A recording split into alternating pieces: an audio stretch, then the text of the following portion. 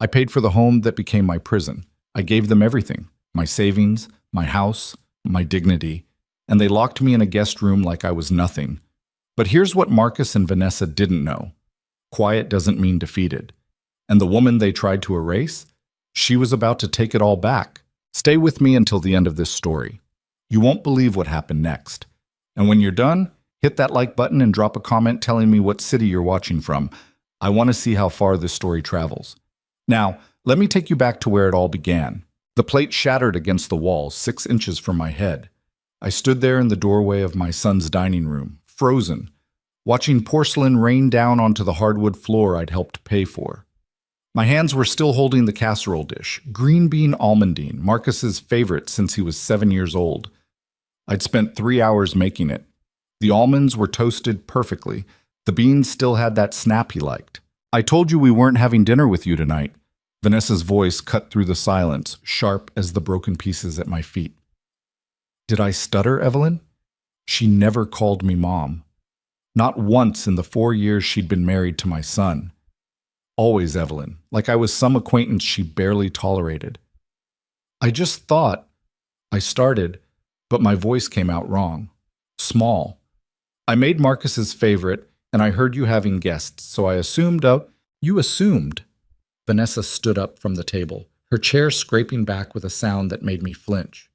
That's your problem. You assume you're invited. You assume you belong. You assume this is your home. Marcus sat at the head of the table, his eyes fixed on his wine glass. 4 of their friends sat frozen mid-bite, forks suspended, watching. Nobody said anything. Nobody told her to stop. I looked at my son. Marcus? He took a long drink of wine, didn't look up. Marcus, honey, I didn't mean to interrupt. I'll just leave this here and take it back to your room. Vanessa walked toward me, and I had to fight every instinct not to step backward. We have real food. We don't need whatever that is. The casserole dish was getting heavy in my hands, or maybe my arms were just shaking. It's just green beans. I thought, you thought wrong. She was close enough now that I could smell her perfume. Something expensive, something I'd never be able to afford. Not anymore. Go back to your room, Evelyn. The adults are having dinner. One of the guests, a woman I'd been introduced to once, somebody's wife, let out a small, uncomfortable laugh, quickly stifled. That laugh did something to me. Cracked something open that I'd been keeping carefully sealed for months. This is my home too, I said. The words came out barely above a whisper, but I said them. Vanessa's eyes went cold. Excuse me? I said. I swallowed hard, forced my voice louder. This is my home too. I have a right to.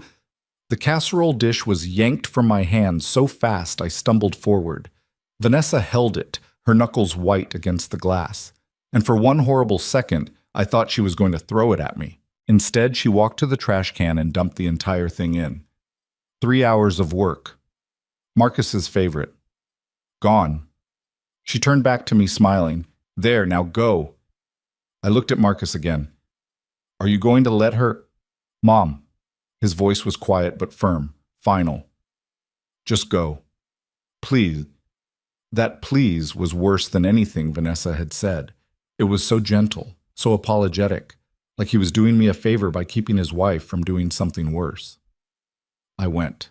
My room, because that's what it was now, not a guest room, just my room, was at the end of the hall, 10 by 12 feet.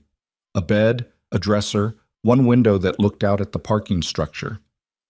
This was what $340,000 had bought me. The entire sale price of my house. The house where I'd raised Marcus. Where his father and I had built a life.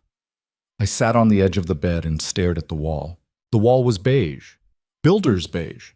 Vanessa had decorated the entire condo in shades of white and gray and beige, what she called modern minimalist.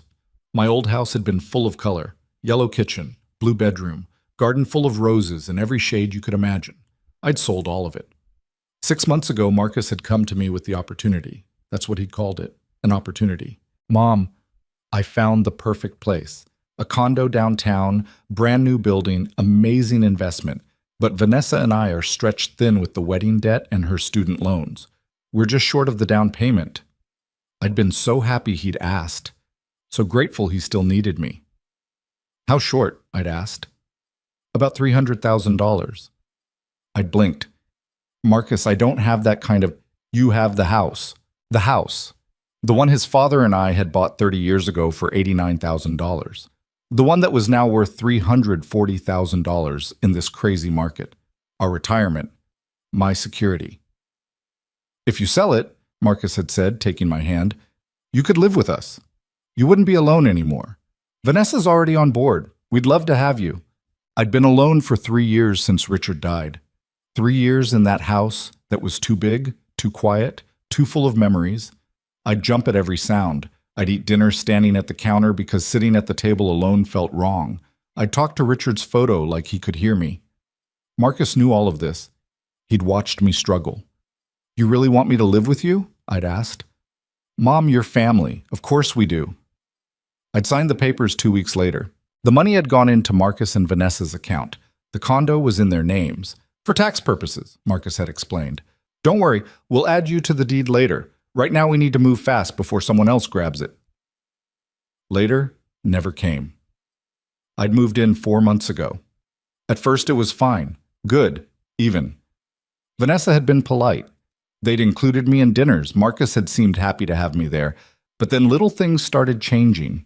Mom, could you maybe not use the living room during the day? Vanessa works from home and she needs quiet. Could you do your laundry on Wednesdays only? We have a schedule. Don't leave your things in the common areas. It looks cluttered.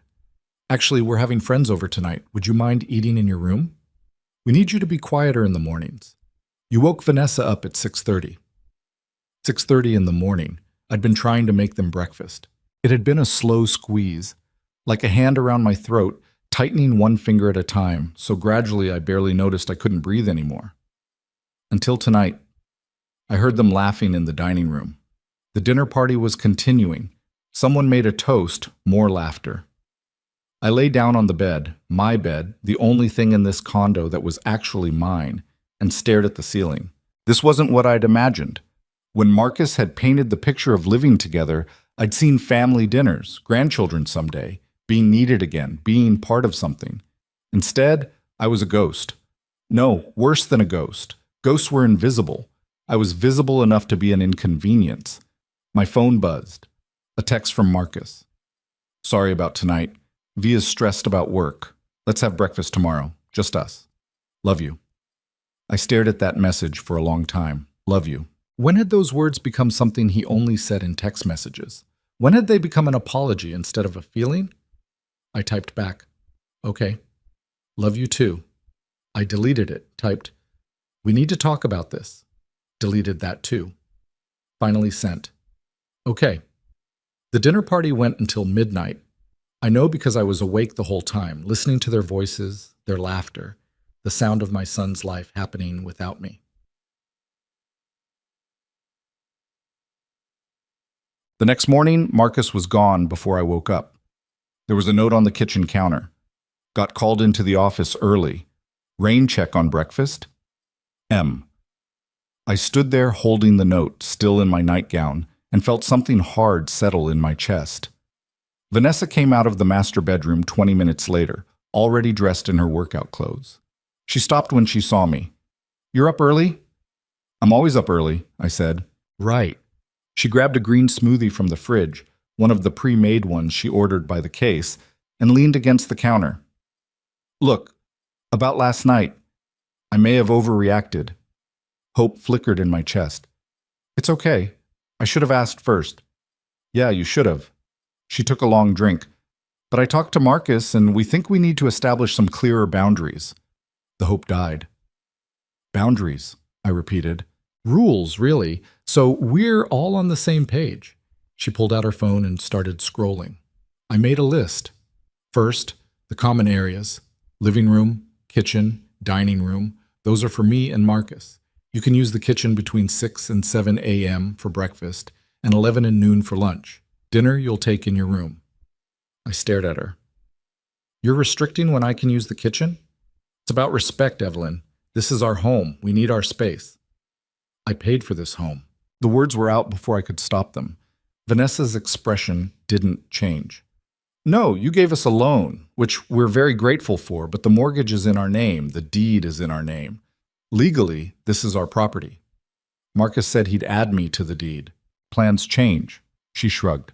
Anyway, second rule, no guests without prior approval. Third, all groceries go through me. I'll add what you need to the shopping list, but I can't have you cluttering up the fridge with random ingredients. Random ingredients? Vanessa, I was just trying to cook. Which brings me to rule 4, no cooking in the main kitchen. You can use the microwave in your room for anything you need to prepare. My room didn't have a microwave. Fifth, quiet hours are 9 p.m. to 8 a.m. on weekdays, 10 p.m. to 10 a.m. on weekends. That means no TV, no phone calls, no walking around. Marcus needs his sleep. She kept going. Rules about laundry, rules about showering, rules about leaving my room when they had guests, rules about basically everything that might make me feel like a human being instead of an inconvenient piece of furniture. Do you understand? She asked when she was done. I couldn't speak. My throat had closed up completely.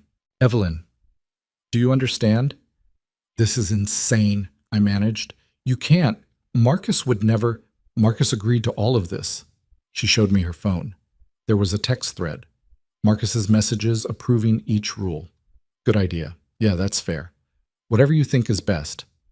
He didn't even talk to me about it, I whispered. He's conflict averse, you know that. Vanessa put her phone away. Look, this doesn't have to be hard. Just follow the rules, stay out of our way, and everything will be fine. She left for her workout. I stood in the kitchen I wasn't allowed to use except for 2 hours a day, and tried to figure out what had just happened to my life. I wish I could say I fought back right then, that I stood up for myself, that I called Marcus and demanded he come home and fix this. But I didn't. I went back to my room. I followed the rules. I made myself as small and quiet and invisible as possible because some pathetic part of me still believed that if I was good enough, if I was easy enough, they'd remember they loved me. The next 2 weeks were the loneliest of my life. I ate meals alone in my room, cereal for breakfast, sandwiches for lunch. Whatever I could microwave for dinner once Marcus finally got me a microwave, the cheapest one he could find at Target, placed on top of my dresser like I was in a college dorm. I spent my days in that 10 by 12 room, reading books I couldn't focus on, watching TV with the volume barely audible, counting the hours until I was allowed to leave for my morning kitchen privilege. I saw Marcus in passing. He'd give me a tired smile, a quick hug, a promise to catch up soon. Always soon, never now. Vanessa ignored me completely unless I broke a rule.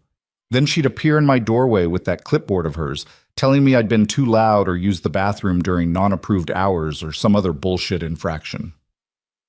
I was 68 years old, and I was being grounded by my daughter-in-law. On day 16, I broke down. It was a Sunday. I could hear them in the living room watching a movie. Something funny. They kept laughing.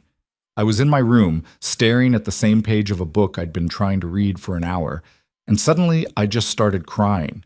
Not quiet crying, sobbing, the kind that comes from somewhere deep in your chest and sounds like an animal in pain. I heard the movie pause. Footsteps in the hall. A knock on my door. Mom? Marcus's voice, concerned. Are you okay? I couldn't answer. Couldn't stop crying long enough to form words. The door opened. Marcus came in, closed it behind him, sat on the edge of my bed. Hey, what's wrong? What's wrong? What was wrong? Where did I even start? I can't live like this, I finally managed. Marcus, I can't. These rules, this isolation, I feel like I'm in prison. Prison? Mom, that's a little dramatic. I gave you everything. The words exploded out of me.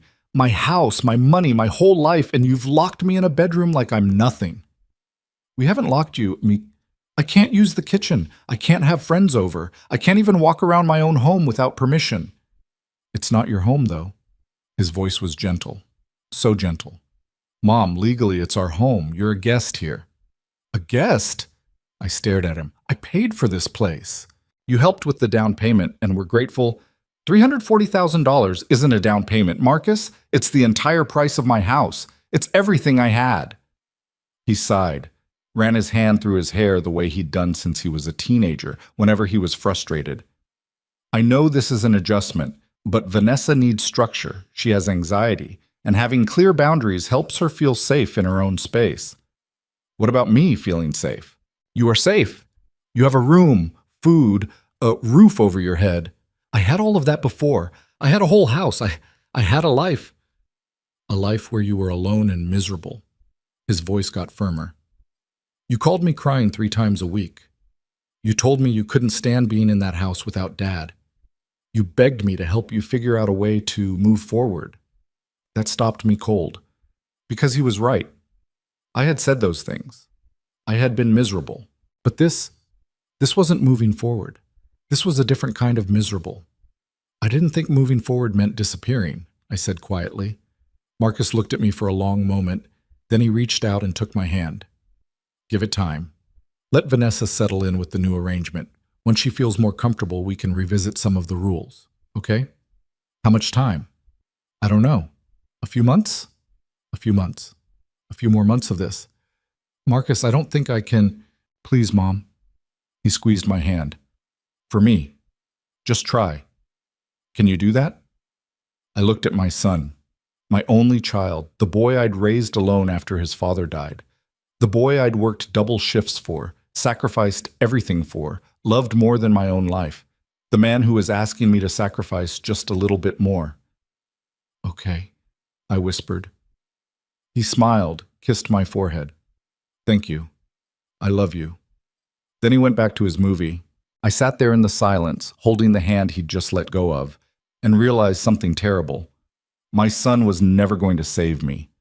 If I wanted to survive this, I'd have to save myself. I started small. The next morning, I went for a walk, just around the block. But Vanessa had never specifically forbidden walks, so I took it as permission. The neighborhood was beautiful. Tree-lined streets, other modern condos, young families pushing strollers.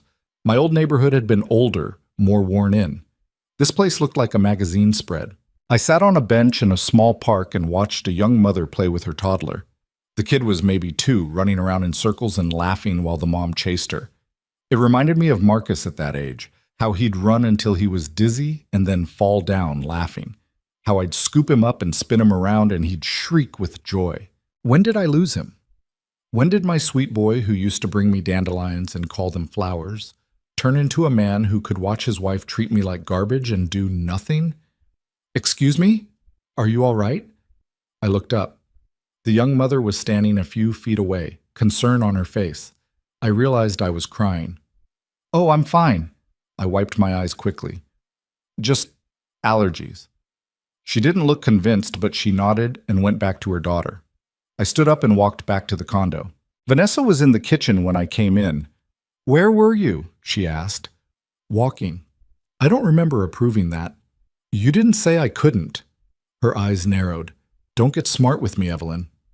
I almost apologized, almost backed down the way I'd been doing for weeks. Instead, I said, I'm going to keep taking walks every morning. I need exercise. We'll see about that. She walked away. I stood there, shaking, waiting for her to come back and tell me I was forbidden to leave the condo, waiting for Marcus to call me and say I was being unreasonable. Neither happened. I'd won something tiny, almost nothing. But it was mine, Shivikold. The walks became my lifeline. Every morning at 6 a.m., I'd slip out of the condo and walk for an hour. Sometimes I'd go to the park. Sometimes I'd just wander the neighborhood. Anything to be out of that room, out from under Vanessa's rules, out in the world where I could pretend I was still a person. On one of these walks, 3 weeks after my breakdown, I met Linda. She was sitting on the same bench I usually sat on, reading a book. Older than me, maybe mid-70s, with white hair cut short and reading glasses on a chain. The seat taken? I asked. She looked up, smiled. All yours. We sat in silence for a while. Then, you're new to the neighborhood, she said. Not a question. How'd you know? I've been sitting on this bench for 5 years. I know all the regulars. She closed her book. I'm Linda. Evelyn? We shook hands. Hers was warm, firm. The kind of handshake that said, I'm here and I'm real. You live in one of those new condos? She asked. Yeah, with my son and his wife. How's that going? I meant to say fine, meant to give the polite answer, the one you give to strangers. Instead, I said, it's hell. Linda raised her eyebrows. That bad? And then, sitting on that bench with a complete stranger, I told her everything. The money, the rules, the isolation. Marcus's refusal to help. All of it spilling out like poison I'd been holding in too long. Linda listened. Didn't interrupt, didn't judge, just listened. When I was done, she was quiet for a long moment. Then she said, "Whose name is on the deed?" "Marcus and Vanessa's." "And you have no legal documentation of your contribution?" "No, Marcus said we'd handle it later." Linda's expression darkened. "Evelyn, honey, I don't want to scare you, but you need to talk to a lawyer." "A lawyer? Why?" "Because what they're doing to you isn't just cruel. It might be illegal. If you can prove you paid for that condo with the expectation of ownership or residence rights, you might have legal recourse." Legal recourse. The word sounded foreign, impossible. "I can't sue my own son," I said. "You don't have to sue, but you need to know your rights. You need to know what options you have." She pulled a card out of her purse. "This is my daughter. She's a real estate attorney. Call her. Just have a conversation." I took the card, stared at it. "I don't have money for a lawyer," I said. "First consultation is free. Just call her, Evelyn, please." I put the card in my pocket. I didn't call for 2 more weeks. The breaking point came on a Thursday. I was in my room, reading. It was 3 p.m., well outside my approved kitchen hours. But I'd gotten hungry. I thought maybe I could sneak out and make a quick sandwich. I opened my door. Vanessa was standing there with a screwdriver, about to install something on the outside of my door. A lock. "What are you doing?" I asked. She didn't even look embarrassed. "Marcus and I discussed it, for security. We're going to start locking your door at night." "From the outside?" "It's for everyone's safety." "You're locking me in my room?" My voice was rising. "Like a prisoner?" "Don't be dramatic. It's just during sleeping hours." "This is insane. Marcus can't possibly—" Marcus agreed. She showed me her phone. Another text. "If it makes you feel safer, sure." I grabbed the phone from her hand without thinking, scrolled up through their messages. And there it was. Weeks of text. Vanessa complaining about me. Marcus agreeing with her. Vanessa suggesting increasingly restrictive rules. Marcus rubber stamping them all. She was in the living room again during my work hours. "We need to do something." Agreed. Talk to her. I did. She keeps pushing back. "Maybe we need to consider other options." "Like what?" "There are senior living facilities. We could help her find a place. Let's keep that as a backup plan." My hands were shaking so hard I almost dropped the phone. "Give that back," Vanessa said. I kept scrolling. "She's becoming a real problem, ma'am. I can't live like this." "I know. I'll handle it." "How?" "You keep saying that, but nothing changes." "What do you want me to do?" "I want her gone." 3 words. Simple, clear. I want her gone. Marcus's response. "Give me some time." I looked up at Vanessa. She was watching me with something like satisfaction in her eyes. "Now you know," she said simply. "We've been patient, Evelyn. We've tried to make this work. But you don't fit here. You never did. I paid for this place. And we're grateful, but gratitude has an expiration date." She took her phone back. "We'll give you 3 months to find somewhere else to live. That's more than fair." 3 months? I don't have anywhere to go. I don't have any money. "You'll get Social Security. That's enough for a studio apartment somewhere. Not here, obviously. This neighborhood is expensive, but somewhere." She said it so casually, like she was helping me plan a vacation. Marcus would never. Marcus is tired, Evelyn. Tired of your needs, your emotions, your constant presence. He loves you, but he loves me more. He chose me. It's time you accepted that. She installed the lock. I stood there and watched her do it. When she was done, she tested it. The lock clicked into place from the outside. I was officially a prisoner. "Locked hours are 10 p.m. to 6 a.m., she said. "Don't make us use it during the day, too." She walked away. I went back into my room and closed the door, pulled out Linda's daughter's business card, and called. The lawyer's name was Jennifer Chen, and her office was in a building 20 minutes from the condo. I took an Uber there the next morning, my first Uber ever. The driver had to help me figure out how to confirm the ride. The whole way there, I kept thinking I should cancel, turn around, go back to my room, and accept whatever happened to me. Because that's what good mothers did, right? They didn't sue their sons, they didn't fight back. They suffered quietly and hoped love would eventually win. But that text message kept playing in my head. I want her gone. Not, I want her to be happier. Not, I want to help her find a better situation. Just gone. Like I was trash to be taken out. Jennifer's office was nothing like I expected.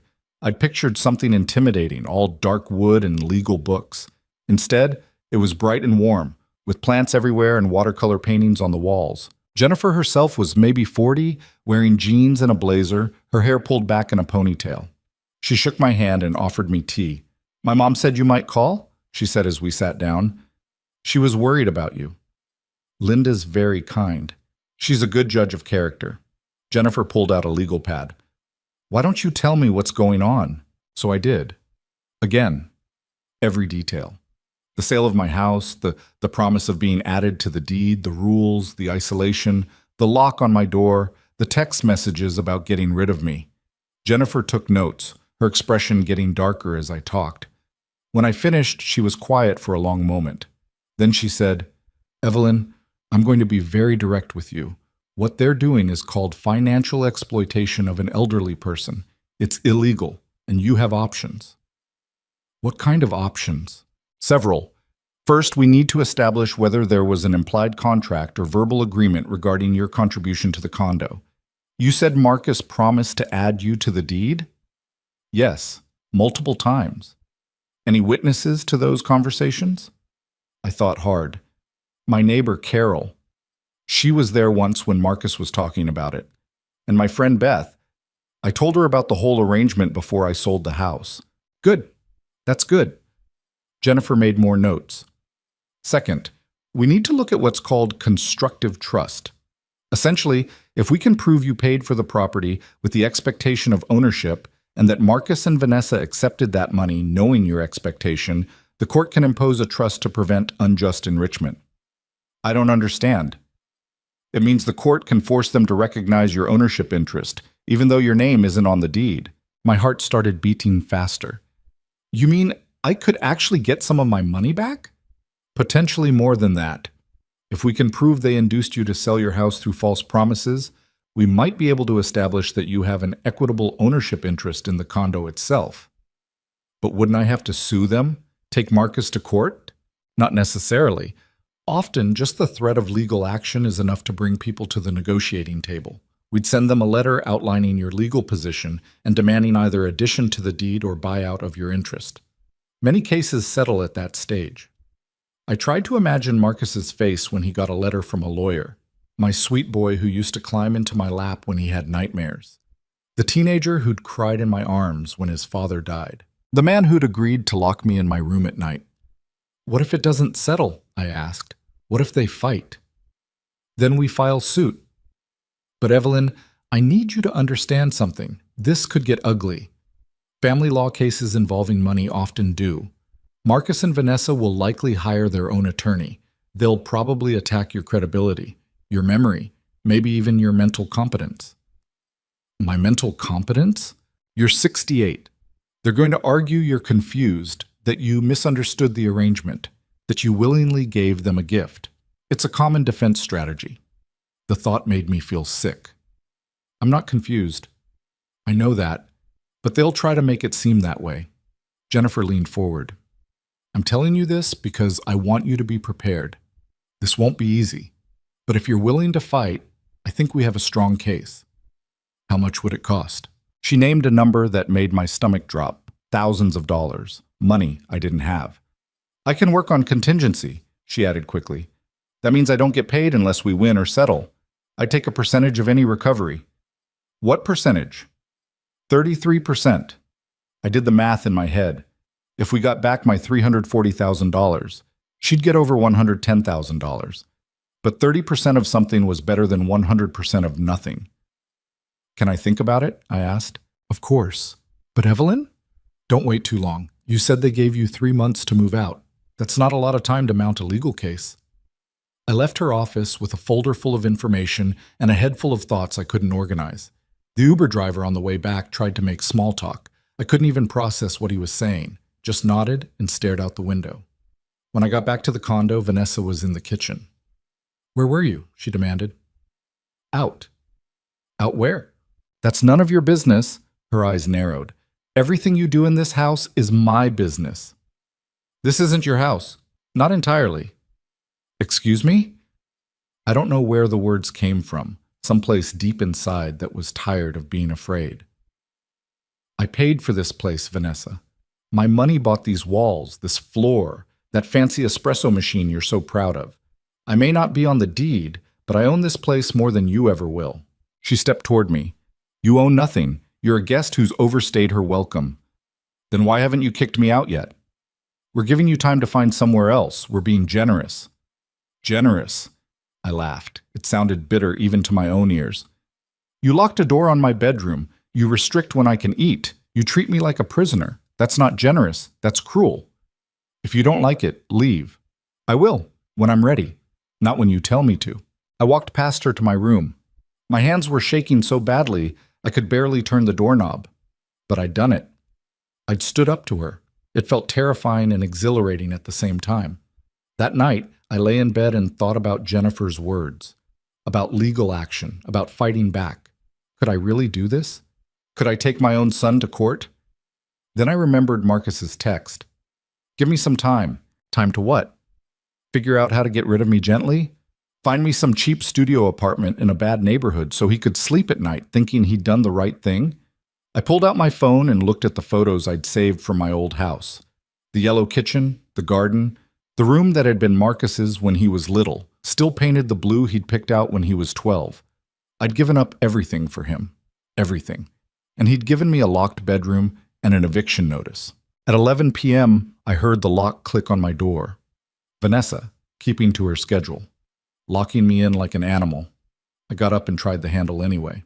It didn't budge. In that moment, lying in a locked room in a condo I'd paid for, I made my decision. I was going to fight. The next morning, I called Jennifer and told her I was in. "Good," she said. "I'll draft a demand letter today. We'll send it certified mail so there's no question they received it." "How long will it take?" "I'll have it out by end of business. They'll probably get it in 2 or 3 days. 3 days. That's all I had before this became real. I spent those 3 days in a fog, going through the motions, eating my meals in my room at the approved times, taking my morning walks, avoiding both Marcus and Vanessa as much as possible. On the 3rd day, I saw the mailman come. Saw him put something in the condo's mailbox. A large envelope, certified mail. My heart started racing. Vanessa got the mail that afternoon. I heard her come in, heard her opening envelopes in the kitchen. Then silence. Then, "Marcus, get home! Now!" Her voice was sharp, furious. I stayed in my room, ear pressed to the door, trying to hear. 20 minutes later, Marcus came home. I heard their voices, angry but too low to make out words. Then footsteps. Coming toward my room. A knock, sharp, demanding. "Mom, open this door." I unlocked it from the inside. The lock only worked from the outside at night, something I was both grateful for and horrified by. Marcus stood there with the letter in his hand. His face was red. Behind him, Vanessa looked like she wanted to murder someone. "What the hell is this?" Marcus demanded. "It's a letter from my attorney." "Your attorney?" He said it like the words didn't make sense. "Mom, you hired a lawyer? Against us? Against you? No. For me. To protect my rights." Vanessa pushed past him into my room. "This is bullshit, complete bullshit. You gave us that money as a gift." "No, I didn't. I gave it to you with the understanding that I'd live here and be added to the deed. Marcus promised." "I never promised anything," Marcus said. "You did. Multiple times. I have witnesses." His face went pale. "Witnesses? You're really doing this? You're really going to sue us?" "I don't want to sue you. I want what you promised me. Either add me to the deed or buy out my share of the property. That's what the letter says." Vanessa snatched the letter from Marcus's hand and read it, her lips moving slightly. When she looked up, she was smiling, actually smiling. "This is perfect," she said. You know what this is, Marcus? This is elder abuse. She's clearly not mentally competent. We need to get her evaluated. I'm competent, I said firmly. I'm competent enough to know when I'm being stolen from. Stolen from? Marcus looked like I'd slapped him. Mom, how can you say that? We gave you a home. You gave me a prison. You put a lock on my door. You treat me like I'm nothing. Because you wouldn't respect our boundaries. Boundaries? Is that what you call it? I grabbed my phone, pulled up the screenshots I'd taken of their text messages. I'd photographed Vanessa's phone that day she'd shown me.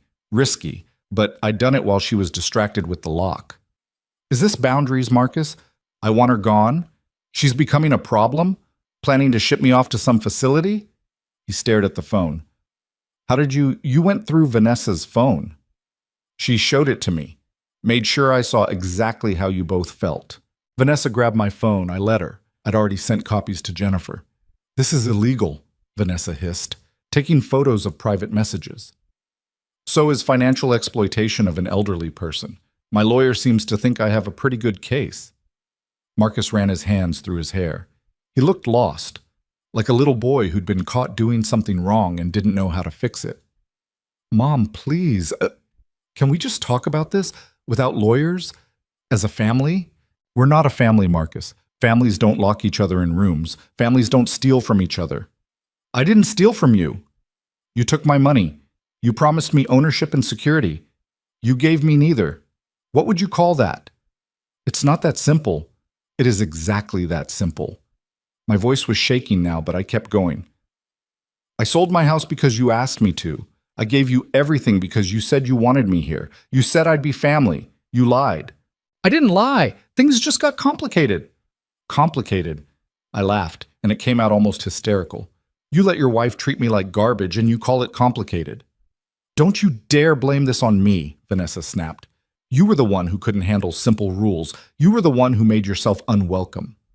Simple rules? You banned me from the kitchen. You locked my door at night. For our safety. Safety from what? A 68-year-old woman? What exactly did you think I was going to do, Vanessa? She didn't answer that, just stood there, breathing hard, her face flushed with anger. Marcus stepped between us. Okay, everyone calm down. Mom, I hear you. I do. And I'm sorry you feel this way, but hiring a lawyer, threatening to sue us, that's too far.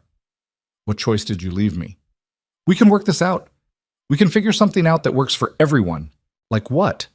Another 3 months of being your prisoner while you look for somewhere to dump me? That's not... He stopped. Couldn't even finish the sentence because we both knew it was true. Vanessa put a hand on his arm. Marcus, don't engage with this. She's clearly not well. We need to call Adult Protective Services, get her evaluated. You're not having me evaluated, I said. I'm completely sound of mind, sound enough to hire a lawyer, sound enough to know my rights, sound enough to fight back. Fight back? Vanessa's voice went cold. You want to fight us? Fine. We have lawyers too. Good ones. And when this goes to court, when they hear how ungrateful and unstable you've been, you won't get a penny. Maybe not. But at least everyone will know what you did. That landed. I saw it in both their faces. The thought of this becoming public, their friends knowing, Vanessa's family knowing, everyone knowing they'd taken an elderly woman's life savings and locked her in a bedroom. Get out, Vanessa said quietly. What? Get out of this condo, tonight. Pack your things and leave. You can't kick her out, Marcus said, but his voice was weak. She wants to threaten us? Fine. She can do it from somewhere else. I want her gone. Now. Vanessa? Now! She screamed. The force of it made me step back. I'd never heard her lose control like that. Marcus looked between us, and I saw it. The moment he chose. The moment he decided. Maybe that's best, he said quietly. Just for now. Until things cool down. Mom, maybe you could stay at a hotel for a few days. We'll pay for it. Just give us some space to think. You're kicking me out, I said. You're actually kicking me out. Just temporarily. No. The word came out strong, certain. No, I'm not leaving. This is my home. I paid for it. And unless you want to physically remove me, and I will call the police if you try, I'm staying. Vanessa looked at Marcus. Call the police. Tell them she's trespassing. I'm not trespassing. I live here. I've lived here for months. I get mail here.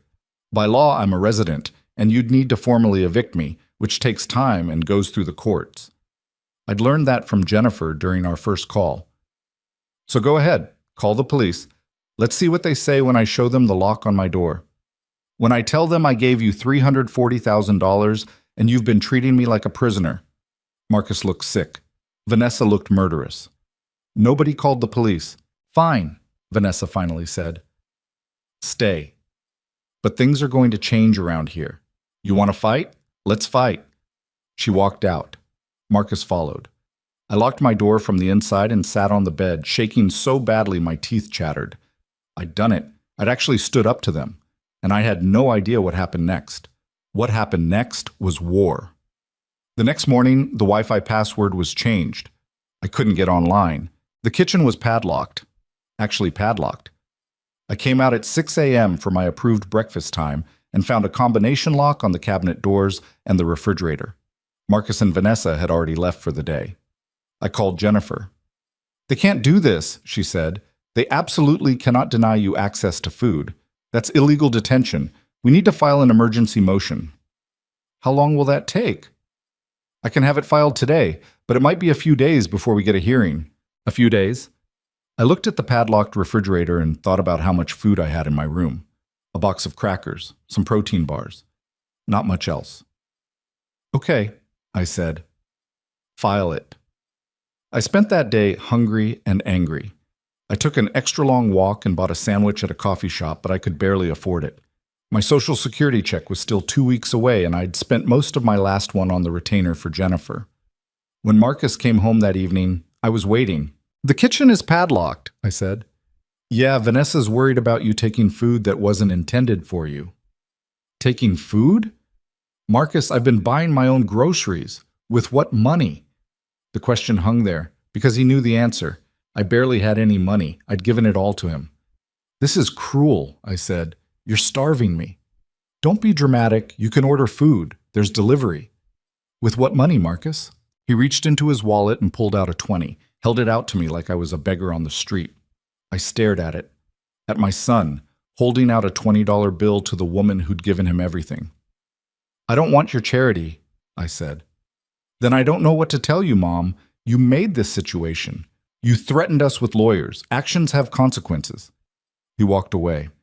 I stood there holding that $20 bill and felt something inside me turn to ice. The next day, the hot water was shut off to my bathroom. Only my bathroom. The rest of the condo still had hot water. I called Jennifer again. This is escalating into harassment, she said, possibly even elder abuse. We need to document everything. Take photos, keep a journal, save receipts for any food you have to buy outside the home. I did. I documented everything. The padlocked kitchen, the cold showers, the way Vanessa would turn the TV up loud late at night, right outside my door, making it impossible to sleep. The way Marcus wouldn't look at me anymore. On day 5, I came back from my morning walk to find my room had been searched.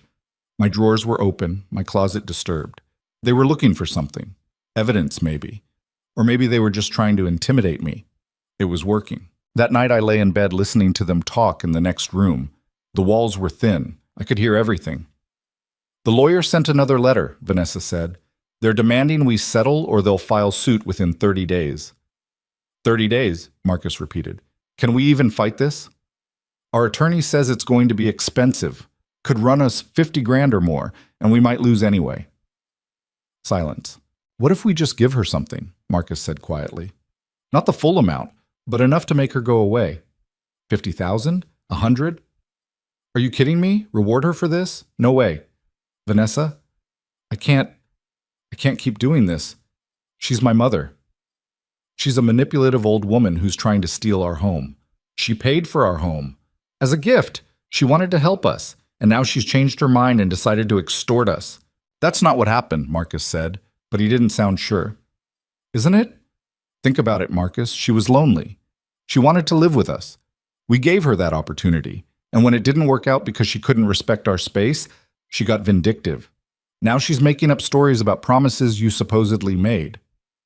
I did promise to add her to the deed, eventually. Eventually isn't legally binding. Our lawyer said so. More silence. Then Marcus, what do you want me to do? I want you to stop feeling guilty. You've been a good son. She's the one who's choosing lawyers over family, not you. I listened to my son accept that narrative, listened to him let himself off the hook, and I realized something important. Marcus wasn't evil. He wasn't cruel by nature. He was weak. He'd always been weak. I'd just never seen it before because I'd always been there to be strong for him, to fight his battles, to protect him. Now I was the battle, and he was choosing the easier path. The next morning, I woke up to find a formal eviction notice slipped under my door. They were actually doing it. 30 days to vacate. I called Jennifer. They can't evict you without going through the courts, she said. This notice isn't legal. Ignore it. They're not going to stop. They're going to make my life hell until I leave. I know, which is why we need to act fast. I'm filing the suit today. We'll include the harassment and the retaliatory eviction attempt. Judge is going to love that. How long until we get to court? 6 months. Maybe a year. A year. A year of this. I don't know if I can survive a year of this, I said. You can. You're tougher than you think, Evelyn. But I didn't feel tough. I felt old and tired and scared. That afternoon, I went for my walk and found Linda on our bench. How are you holding up? She asked. I told her everything. The padlocked kitchen, the harassment, the eviction notice. She listened, her face getting darker. When I finished, she said, You're doing the right thing. Am I? Because it feels like I'm destroying my family. They destroyed it first. You're just refusing to pretend everything's fine. Marcus won't even look at me anymore. Then Marcus is a coward. She said it flatly. No room for argument. I'm sorry, honey. I know he's your son, but he's a coward, and Vanessa's a bully, and you're the only one in that condo acting like a decent human being. Tears started rolling down my face. I couldn't stop them. Linda put her arm around me and let me cry. What if I lose? I asked when I could speak again. What if we go to court and I lose everything? Then you lose. But at least you fought. At least you didn't let them grind you down into nothing. I thought about that. About who I'd become in that condo, how small I'd made myself, how quiet, how invisible. I used to be somebody, I said, before Richard died, before all this. I was loud and funny, and I had opinions. I had a whole life. You still are somebody, Linda said. You're just remembering it.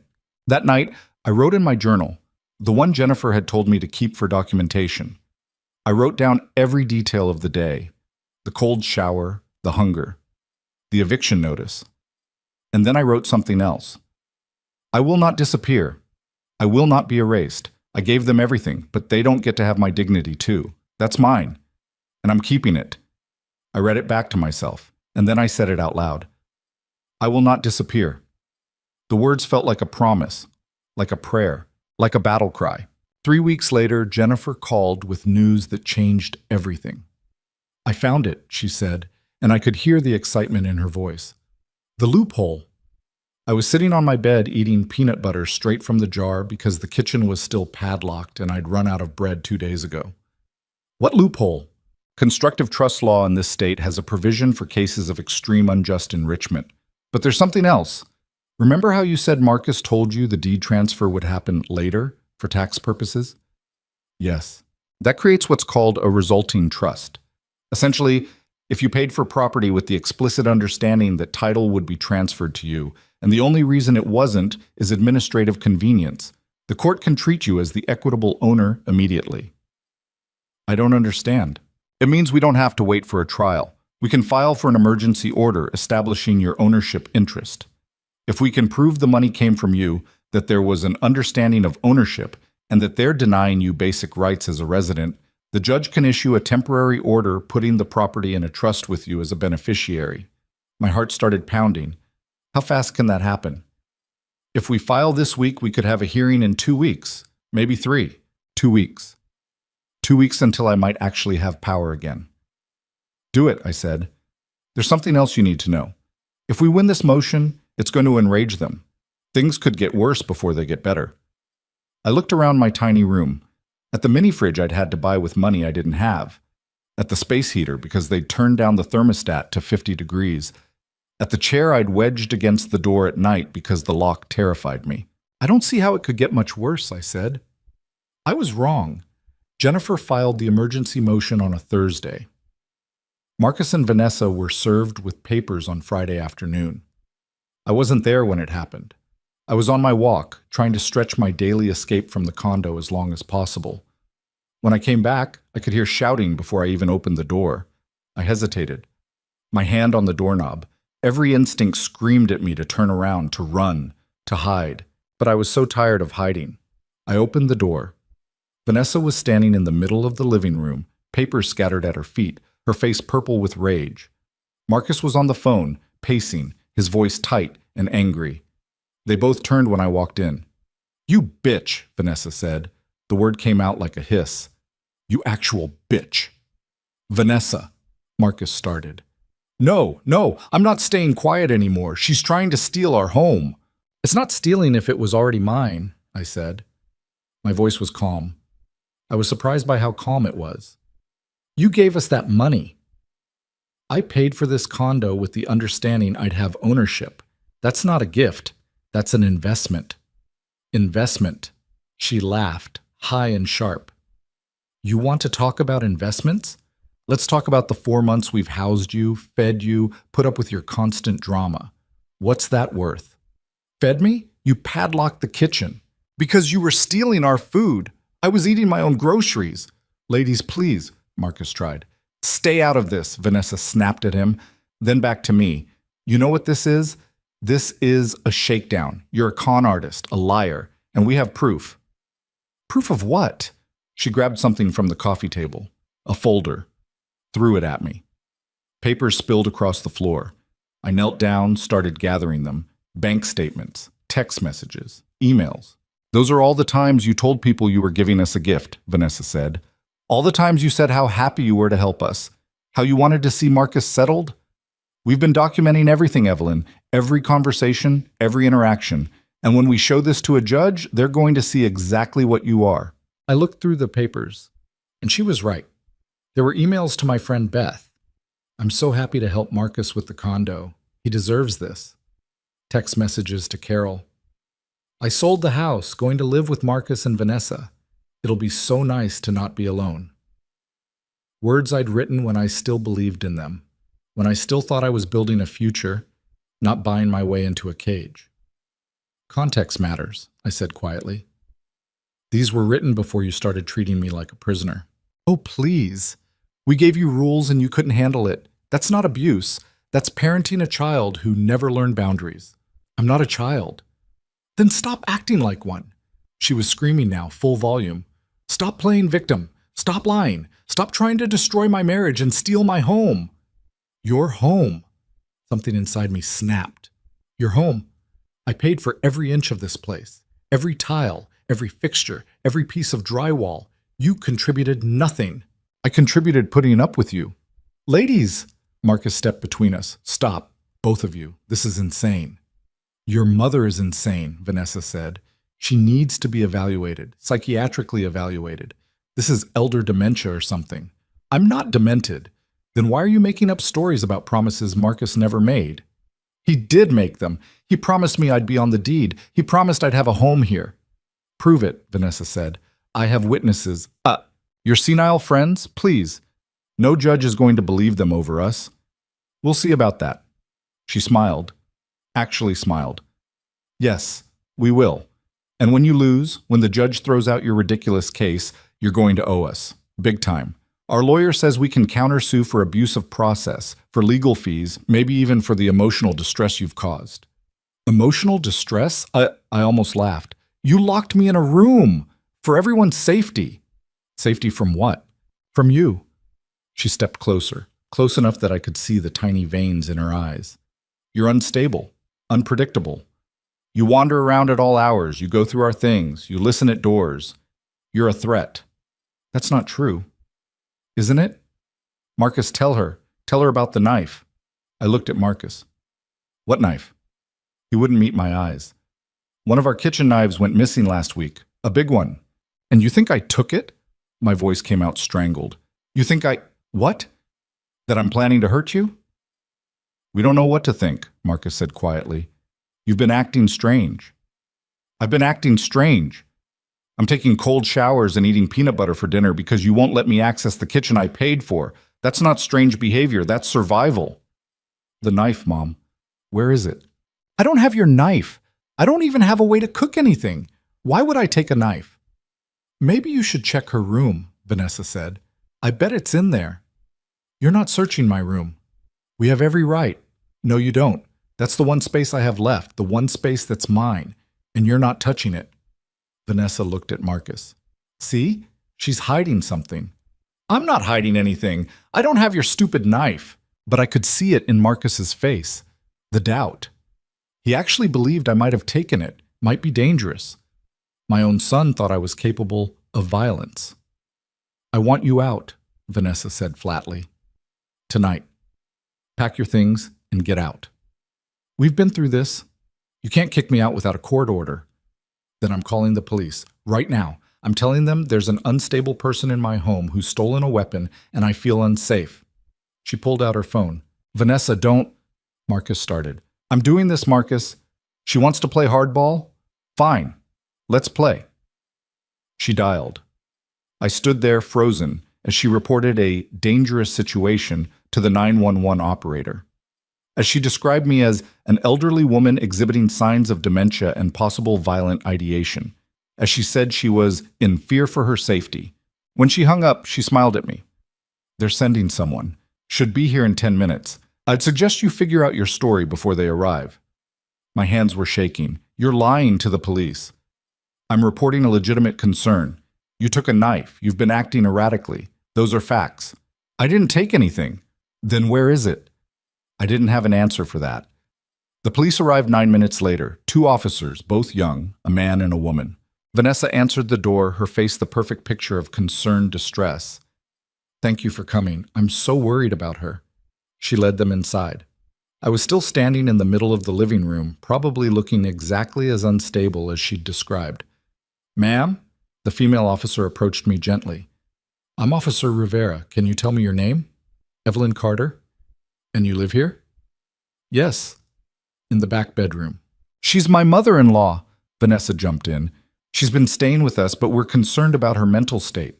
She's been taking things, acting paranoid, and tonight she took a knife from our kitchen.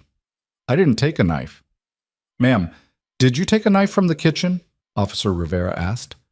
No, I haven't been in the kitchen in weeks. They padlocked it. The officers looked at each other. The male officer, Garcia, according to his name tag, spoke up. The kitchen is padlocked? For safety reasons, Vanessa said quickly. She was using the stove unsupervised and we were worried about fire hazards. I'm 68, not 6. I know how to use a stove. Mrs. Carter, Officer Rivera said, would you mind if we looked in your room, just to clear this up? I wanted to say no, wanted to stand on my rights, refuse the search, but I also wanted them to see I was telling the truth. Fine. Look. I led them to my room, opened the door. The knife was on my dresser, right there, in plain sight.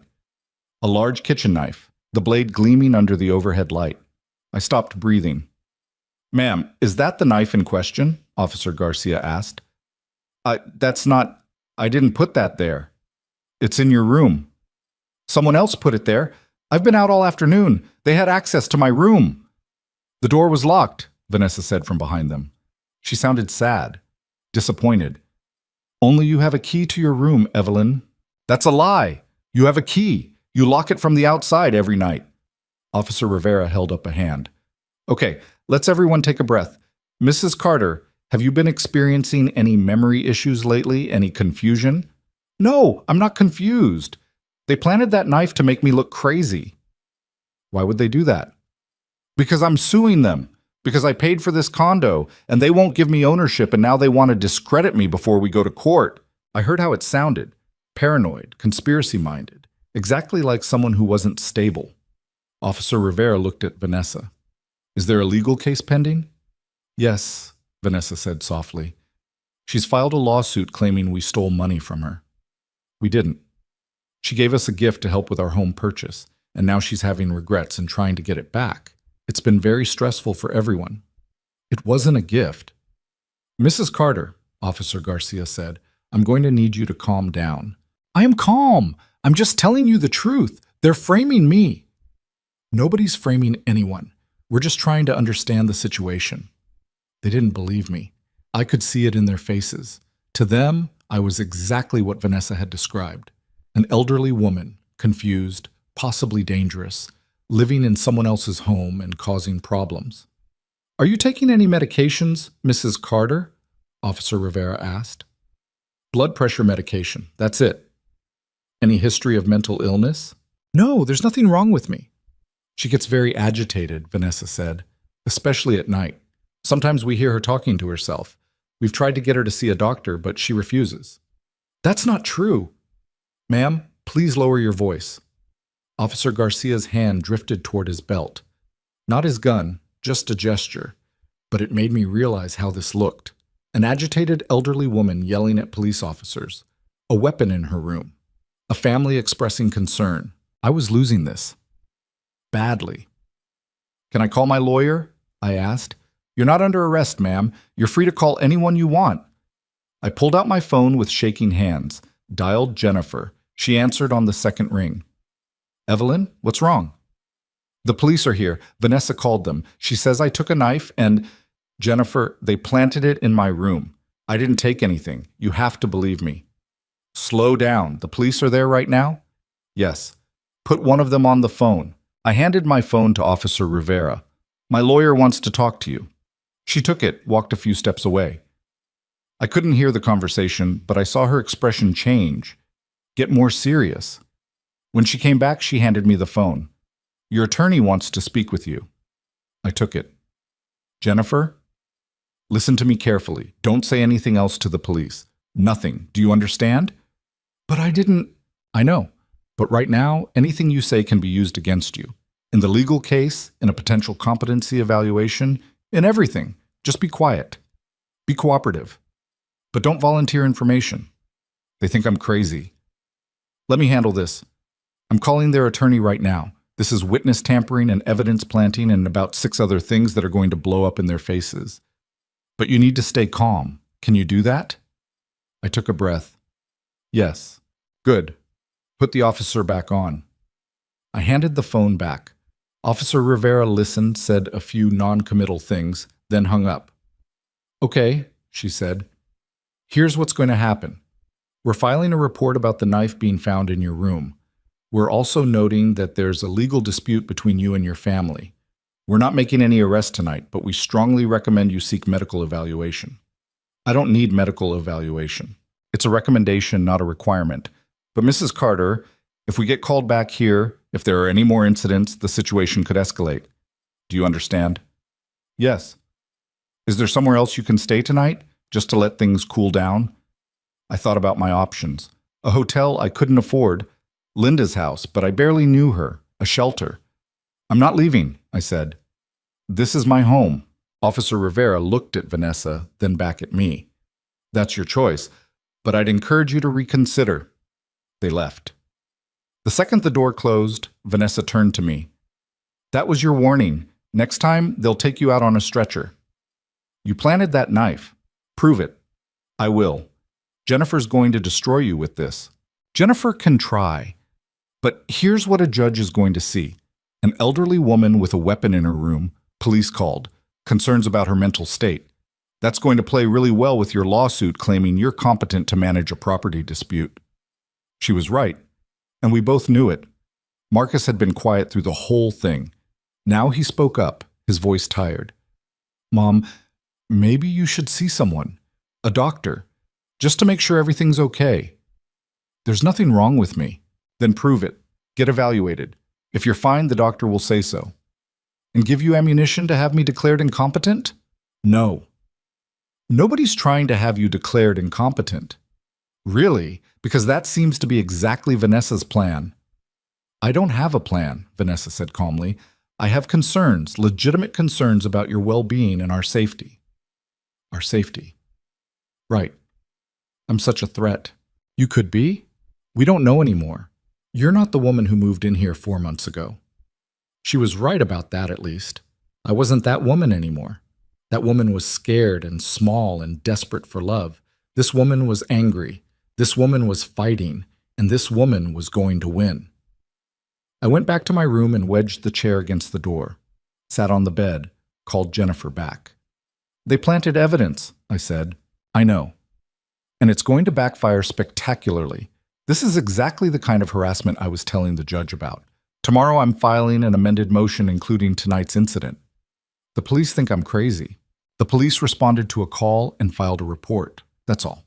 They didn't arrest you, didn't cite you, didn't do anything except document what they saw. And what they saw was a knife that mysteriously appeared in your room right before a legal hearing. Any competent judge will see through that. What if we don't get a competent judge? Silence on the other end. Then, Evelyn, I'm not going to lie to you. This is hard. What they're doing is vicious and it's working, but we have to stay the course. 2 more weeks until the hearing. Can you hold on for 2 more weeks?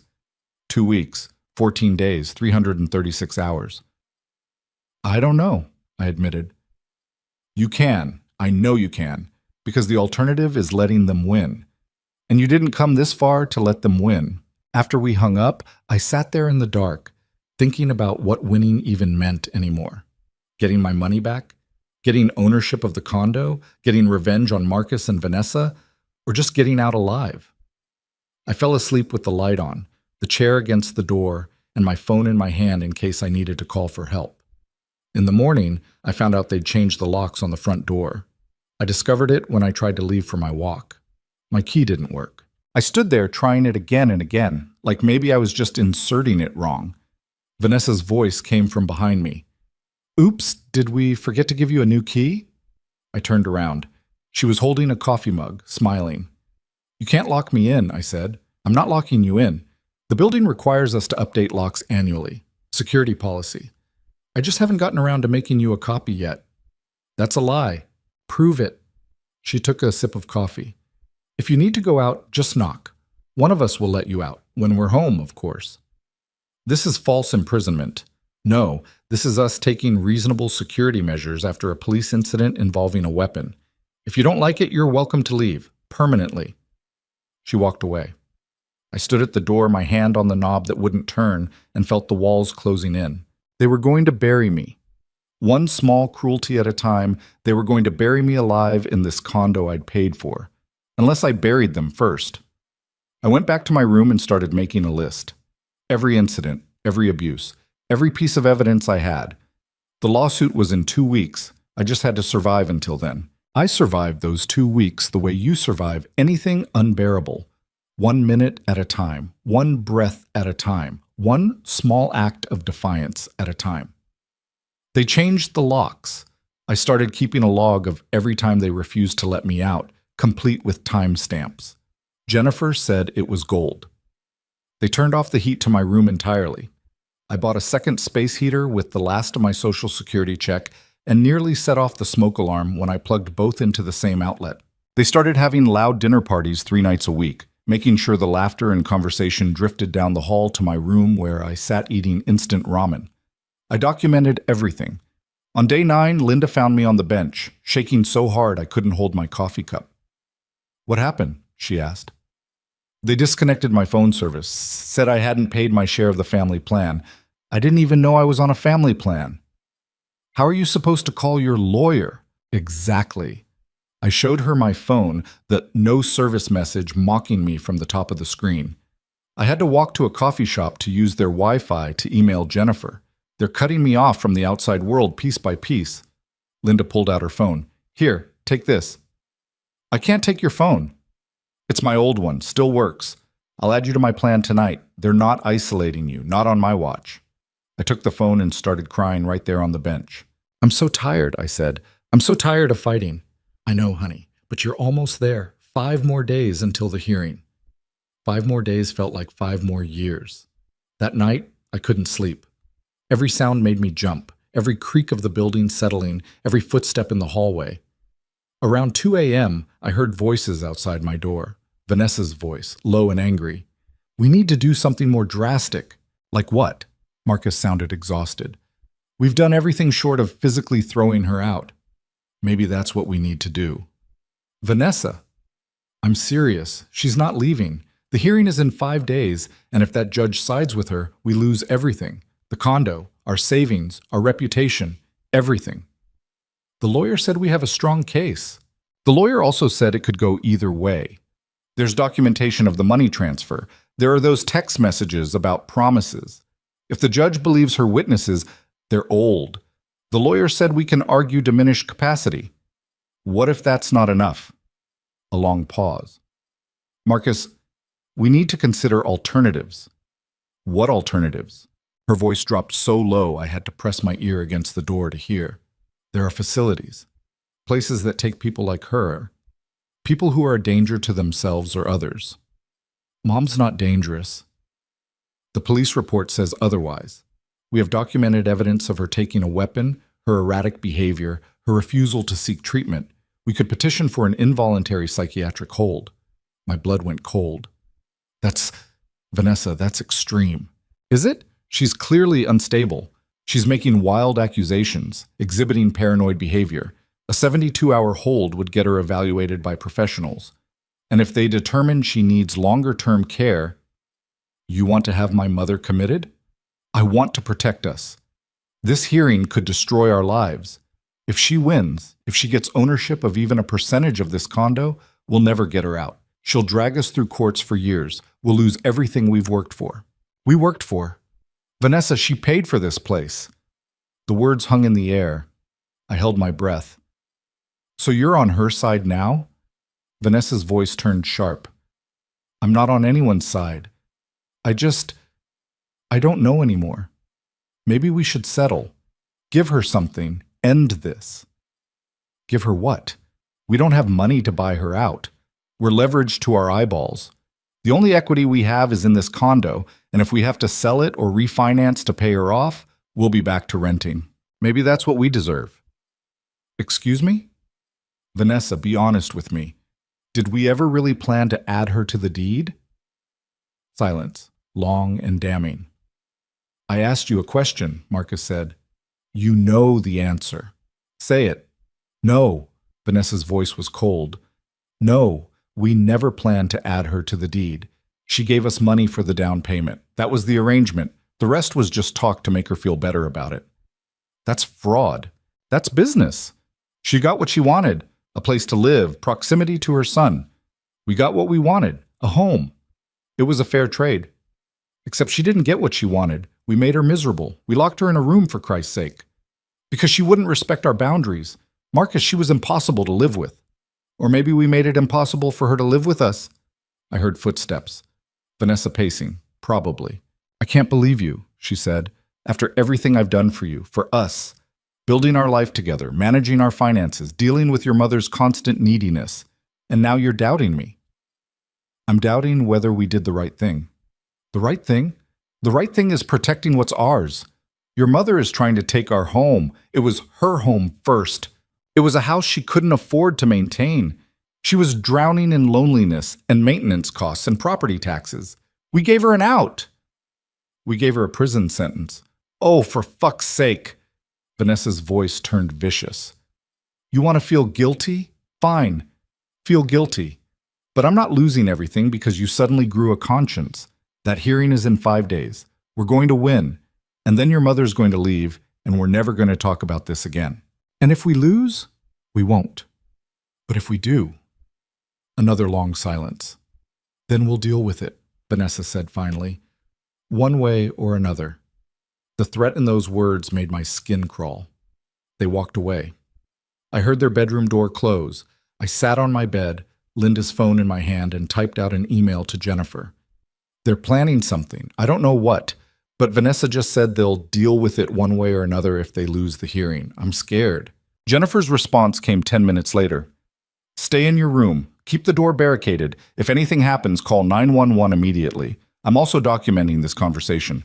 Threats of harm, even implied, are serious. We'll bring it up at the hearing. The hearing. 4 more days. I just had to make it 4 more days. Day 10 was relatively quiet. Marcus left early. Vanessa stayed in her room. I ventured out once to use the bathroom and found a note taped to my door. Final notice. Vacate premises within 72 hours or face forcible removal. It wasn't legal. Jennifer had already told me that. But it worked. My hand shook so badly I could barely photograph it. Day 11, they cut the power to my room, just my room. I sat in the dark for 6 hours before I figured out they'd flipped a breaker. Day 12, I found rat poison in my mini fridge. I'd left the door slightly ajar when I went to the bathroom. Came back to find a small box of poison pellets tucked behind my yogurt. My hands were shaking so hard I could barely take photos. I called Jennifer immediately. "They're trying to kill me," I said. My voice didn't sound like my voice, too high, too scared. "Did you touch it?" "No." "Don't. Leave everything exactly as it is. I'm calling the police right now. This is attempted murder." "Jennifer, if the police come again, I know, but this crosses a line. We need documentation." The police came. Different officers this time. They took photos, wrote a report, asked me if I had any proof that someone else had put the poison there. I didn't. "Could you have purchased this yourself and forgotten?" one officer asked gently. "No, why would I buy rat poison? Sometimes people do things and don't remember, especially at your age. At my age. Like being 68 automatically made me incompetent. Vanessa, when questioned, was perfect. Concerned, confused, sad.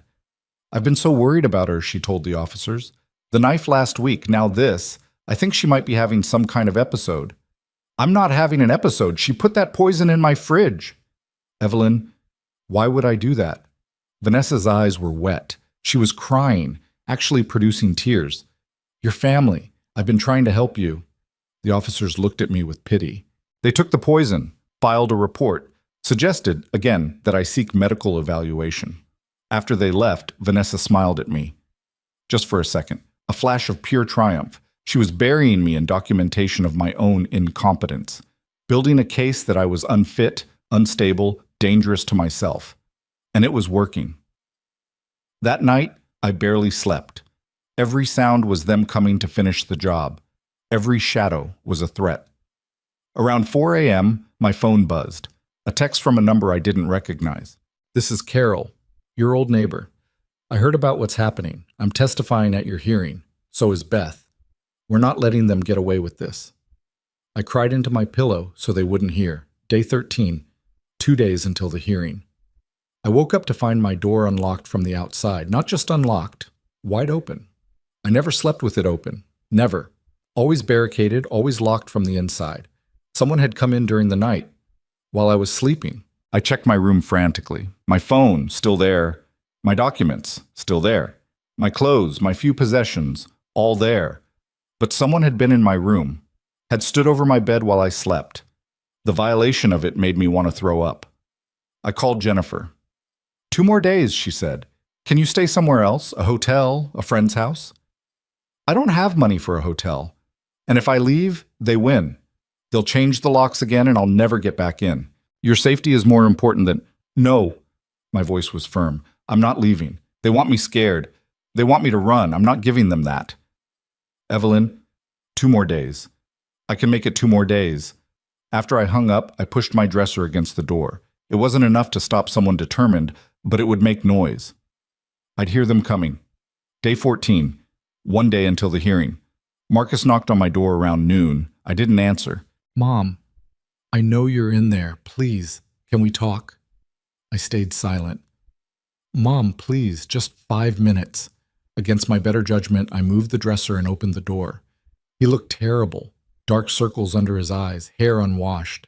He'd lost weight. "What do you want?" I asked. "To talk. Just talk. Please." I let him in but left the door open.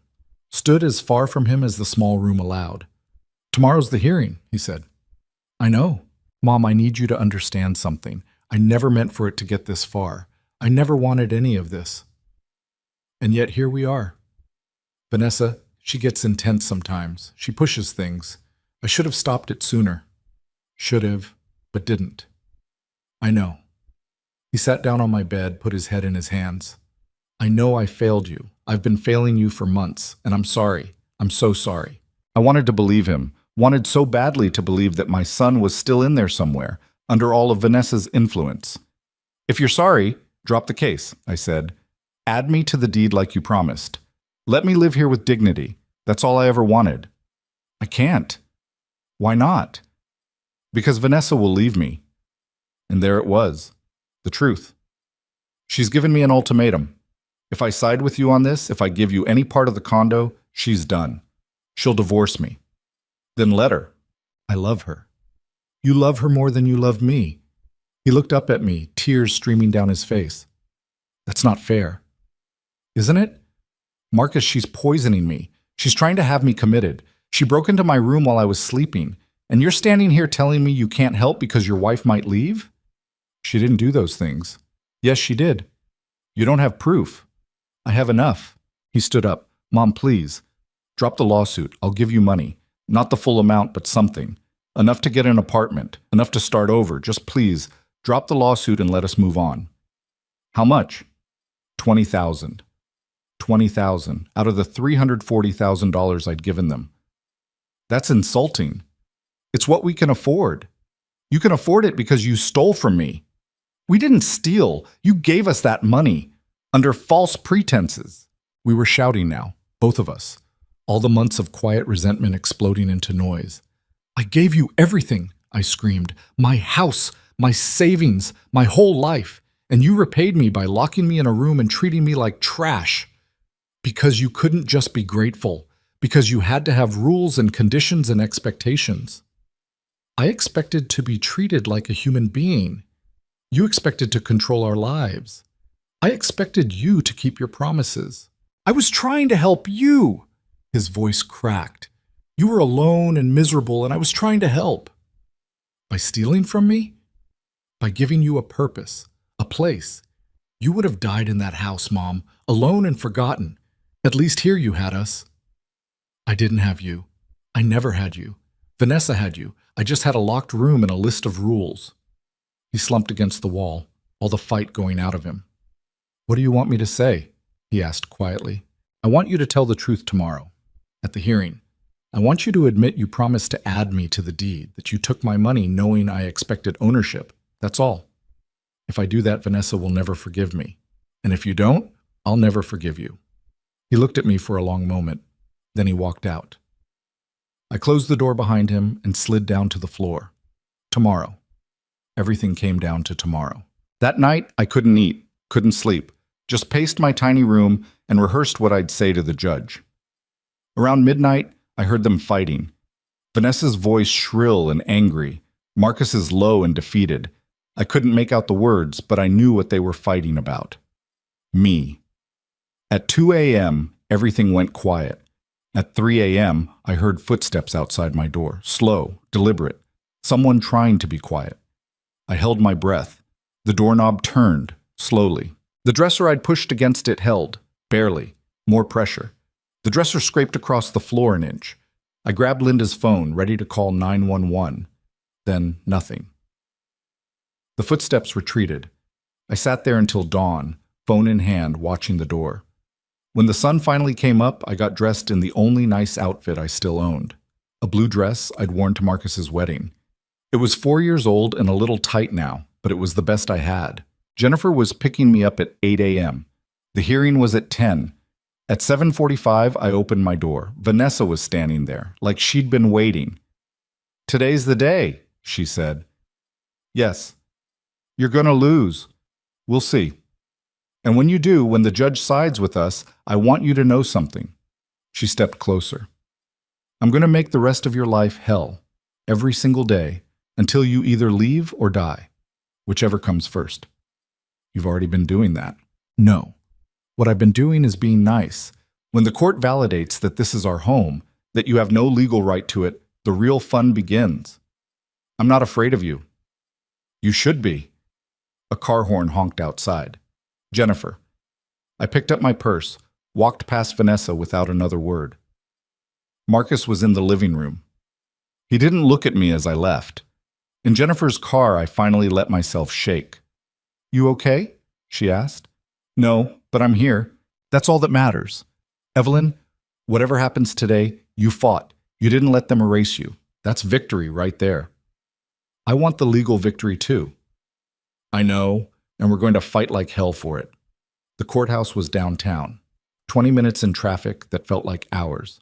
Jennifer went over our strategy one more time. We're asking for a temporary restraining order against harassment, an emergency declaration of constructive trust establishing your equitable ownership interest, and an order requiring them to add you to the deed or buy out your interest at fair market value. What are they asking for? Dismissal of your claims, declaration that the money was a gift, and a restraining order against you for harassment and threatening behavior. They're asking for a restraining order against me? It's a countermove. Don't worry about it. The judge will see through it. We parked. Walked into the courthouse, through security. Vanessa and Marcus were already there with their lawyer, a man in an expensive suit who looked like he ate people like me for breakfast. Marcus still wouldn't look at me. Vanessa smiled. We sat on opposite sides of the hallway, waiting to be called. Carol and Beth arrived. My witnesses. My friends. "We've got your back," Carol whispered. At 9:55, the bailiff called us in. The courtroom was smaller than I expected. Just a judge's bench, a few tables, some chairs. Judge Patricia Morrison presiding. A woman in her 50s with sharp eyes and an expression that gave nothing away. We stood as she entered. "Please be seated," she said. "We're here for the matter of Carter versus Carter, emergency motion for constructive trust and restraining order. Ms. Chen, you're representing the petitioner?" Jennifer stood. "Yes, Your Honor." "Mr. Blackwood, you're representing the respondents?" The expensive lawyer stood. "Yes, Your Honor." "Very well, Ms. Chen, this is your motion. Present your case." Jennifer took a breath, opened her folder, and began to fight for my life. Jennifer's voice was steady, clear, cutting through the silence of that courtroom like a blade. "Your Honor, this case is about a mother who gave everything to her son, and a son who took everything and gave her nothing in return. Not dignity, not safety, not even basic human decency. She presented the bank records first, the wire transfer of $340,000 from my account to Marcus and Vanessa's. The closing document showing the condo purchase price. The math was simple, brutal. My money had bought that place outright. The respondents claim this was a gift, Jennifer continued. But gifts don't come with promises of ownership. Gifts don't come with assurances of a permanent home. And gifts certainly don't come with the expectation that the recipient will lock the giver in a bedroom at night. Mr. Blackwood objected. "Inflammatory rhetoric, Your Honor." "Overruled," Judge Morrison said. "Continue, Ms. Chen." Jennifer presented the photos. The lock on my door. The padlocked kitchen. The rat poison in my fridge. Every piece of evidence I'd gathered over those nightmare weeks. I watched the judge's face as she looked at each photo. Her expression didn't change, but something shifted in her eyes. Then came the witnesses. Carol went first. She testified about the conversation she'd overheard at my old house. Marcus promising to add me to the deed. Marcus saying how much he wanted me to live with them, how it would be perfect for everyone. "Did Evelyn ever say she was giving them a gift?" Jennifer asked. "No, she always talked about it as her investment, her share of the condo. She was excited about finally having legal ownership of something again after her husband died." Mr. Blackwood cross-examined her. "Mrs. Patterson, isn't it true that you're close friends with Mrs. Carter, that you might be biased in her favor?" "I'm close friends with Evelyn because she's a good person who deserves better than what her son did to her," Carol shot back. "You can call that bias if you want. I call it telling the truth." Beth testified next. Similar story, same promises from Marcus, same understanding that this was an ownership arrangement, not a gift. "She sold everything," Beth said, her voice cracking. "Her whole life, because Marcus told her she'd have a home with them. A real home, not a prison cell." Then it was my turn. I walked to the witness stand on shaking legs, put my hand on the Bible, swore to tell the truth. Jennifer started gently. "Mrs. Carter, can you tell the court why you sold your house?" "Because my son asked me to. He said he and Vanessa needed help with the down payment on a condo, and that if I sold my house and gave them the money, I could live with them. He promised I'd be added to the deed once the purchase went through." "Did you believe him?" "Of course I believed him. He's my son. I raised him to be honest, to keep his word." My voice broke. "I was wrong. What happened after you moved in?" And I told her. Everything.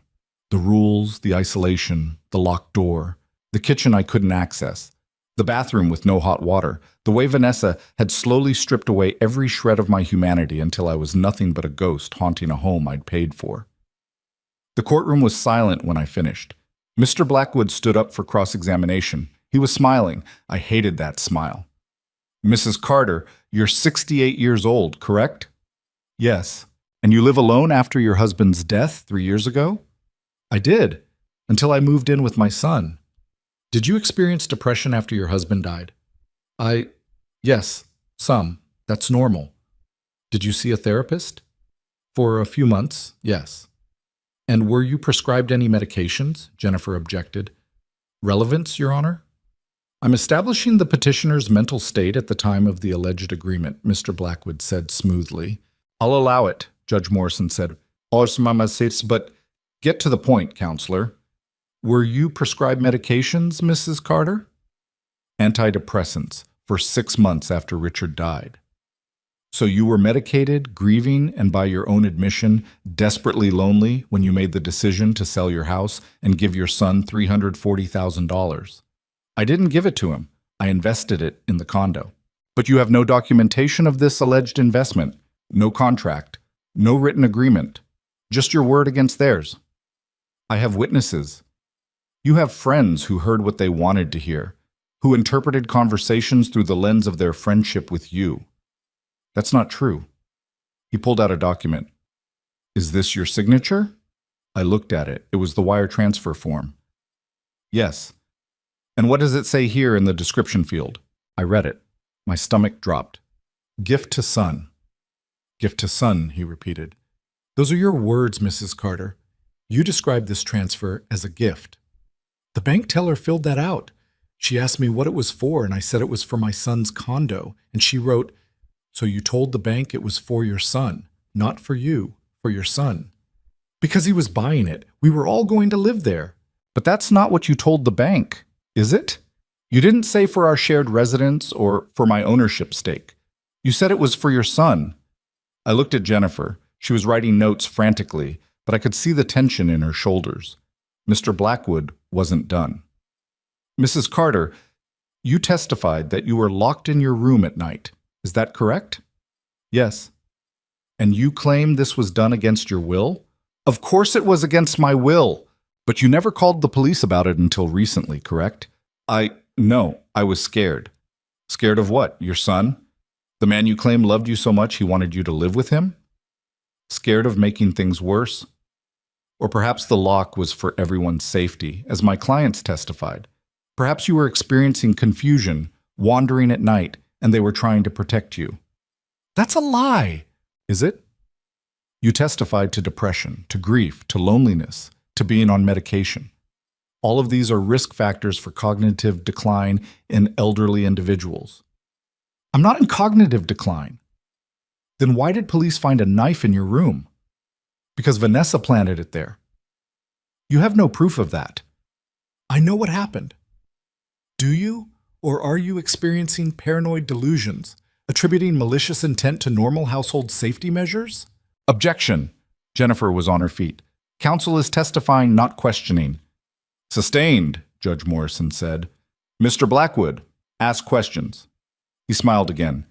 Mrs. Carter, have you been evaluated by a mental health professional recently? No. Why not? Because there's nothing wrong with me. Or because you're afraid of what they might find. Objection. Withdrawn. He looked at the judge. No further questions.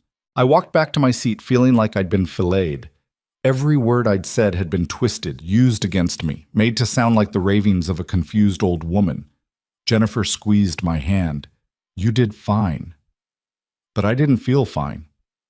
Mr. Blackwood called Vanessa to the stand. She was perfect, composed, tearful at the right moments, her voice quavering when she talked about how hard she'd tried to help me. We welcomed her into our home, she said. We tried to make her comfortable, but she became increasingly difficult, refusing to follow basic household rules, becoming paranoid, accusatory. We were worried about her safety and ours. Did you ever promise Mrs. Carter she'd be added to the deed? Mr. Blackwood asked. No, never. The arrangement was always that she was helping us with the down payment as a gift. In exchange, she could live with us rent-free. We thought it was generous. And the lock on her door? We installed it after the knife incident. We were genuinely concerned she might hurt herself or someone else during a confused episode. It was so smooth, so believable. I could see the judge taking notes. Jennifer cross-examined. Ms. Carter, you testified that Evelyn was increasingly difficult. Can you give specific examples? She would leave her things everywhere. Use the kitchen during hours we'd designated for ourselves. Question our decisions about our own home. Your home that she paid for? She contributed to the down payment as a gift. A $340,000 gift? For a $340,000 condo? So she paid for the entire property, and you're claiming that was just a generous present? People give generous gifts to their children all the time. Do they usually move into those gifts afterward? Evelyn wanted to live with us. We accommodated that. By locking her in a room? By keeping everyone safe. Safe from a 68-year-old woman? Safe from someone exhibiting erratic behavior. Jennifer pulled out her phone. Your Honor, I'd like to enter into evidence text messages between the respondents discussing the petitioner. Mr. Blackwood objected. Those were obtained illegally. They were photographed by Mrs. Carter after Miss Vanessa Carter showed them to her, Jennifer countered. Single-party consent applies. Judge Morrison reviewed the messages. Her expression darkened as she read. I'll allow them, she said. Jennifer read them aloud. Every cruel word, every discussion of how to get rid of me, every plan to make my life miserable until I left. Vanessa's composure cracked slightly. Those messages are taken out of context. What context makes "I want her gone" acceptable? Jennifer demanded. She was making our lives unbearable. By existing? By living in the home she paid for? By refusing to respect our boundaries. What boundaries? The boundary where she couldn't use the kitchen? The boundary where she couldn't have hot water? The boundary where she was locked in at night like a prisoner? Your Honor, Mr. Blackwood stood. Ms. Chen is badgering the witness. Overruled. Answer the question, Miss Carter. Vanessa's face was red now. We had every right to set rules in our own home. Is it your home if someone else paid for it? The deed is in our name. Because you refused to add Mrs. Carter to it as promised. There was no promise. Then why did Mr. Carter tell his mother there was? Silence. Miss Carter, did your husband tell his mother she would be added to the deed?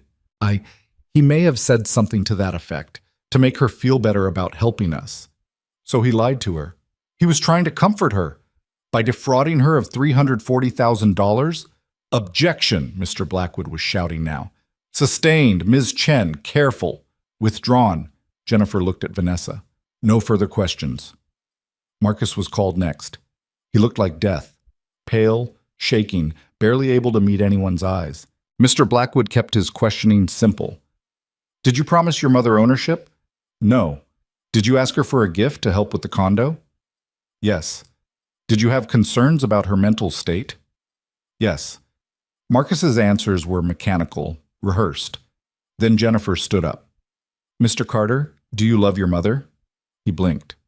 What? Simple question. Do you love your mother? Yes, of course. Is this how you show love, by taking her money and locking her in a room? It wasn't like that. What was it like? He struggled. It was complicated. Complicated how? Vanessa needed. We had to. He stopped, put his head in his hands. I don't know anymore. You don't know if you love your mother? I don't know what love is supposed to look like when everything's so broken. Jennifer let that hang in the air. Mr. Carter, did you tell your mother you would add her to the deed? Silence. Mr. Carter? Yes. The word was barely a whisper. The courtroom erupted. Vanessa stood up, shouting. Mr. Blackwood was objecting. Judge Morrison was banging her gavel. Order! I will have order in this courtroom. Everyone sat. Everyone shut up. Judge Morrison looked at Marcus. Mr. Carter, please repeat your answer clearly, for the record. Marcus raised his head, looked directly at me for the first time all day. Yes, he said, louder now. I told my mother I would add her to the deed. I promised her multiple times, and I never intended to keep that promise. We needed her money, and we used her to get it. Vanessa's face went white. Marcus, what are you doing? she hissed. I'm telling the truth, he said. I should have done it months ago. Judge Morrison made a note. Continue, Ms. Chen. Why didn't you keep your promise, Mr. Carter? Because Vanessa said it was a bad idea financially. That if Mom was on the deed, she could complicate things if she ever needed care or if there were estate issues. So we just kept delaying it, making excuses, hoping she'd forget or stop asking. Did you know she would be treated the way she was when she moved in? No. I thought we'd all live together happily. But Vanessa and Mom clashed from the start, and I was too much of a coward to stand up to either of them. I just kept trying to smooth things over, make everyone happy, and instead I made everything worse. His voice broke. I failed her, he said. In every way a son can fail a mother. I took her money, broke my promises, let my wife treat her like garbage, and then tried to gaslight her into thinking it was all her fault. And I'll have to live with that for the rest of my life. The courtroom was dead silent. No further questions, Jennifer said quietly. Judge Morrison called a 15-minute recess. In the hallway, Marcus tried to approach me. Vanessa grabbed his arm, pulling him back. They started fighting right there, not even bothering to lower their voices. You just destroyed us, Vanessa screamed. I told the truth. The truth? The truth is going to cost us everything.